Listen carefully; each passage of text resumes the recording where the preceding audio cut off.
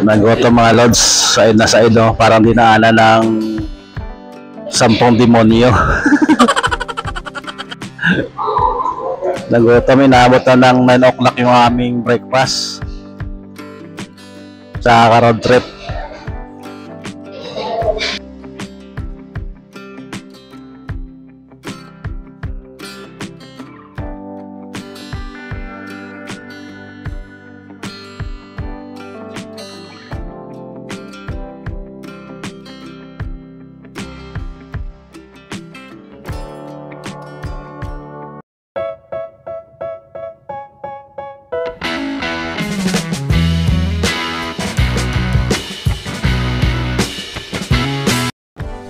Magandang araw sa inyo mga lods.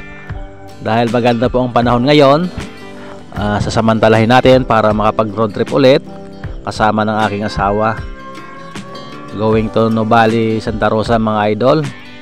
At syempre after that magbi-breakfast na rin kami sa labas. Parang banding na rin yan mga idol, kasi minsan lang naman magkaroon ng magandang panahon gawa ng tag-ulan sa ngayon.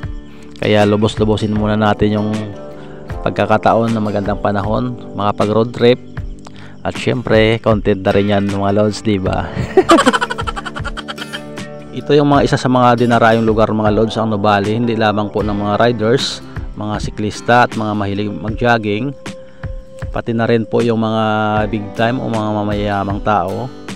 Kaya dito po sila kumukuha ng property, nagpapatayo ng bahay, kasi napakaganda po ng klima dito. Napakalamig ng klima at napakasariwa ng hangin dito mga lods.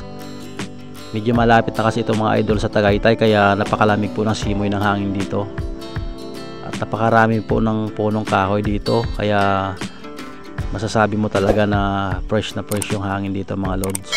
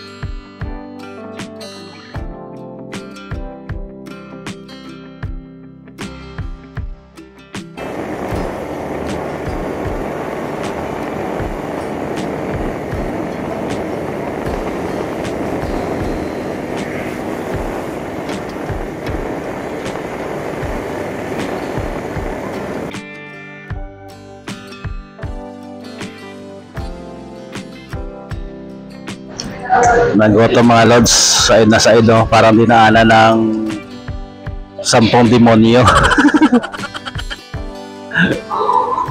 Naggoto, inabot na ng 9 o'clock yung aming breakfast sa road trip.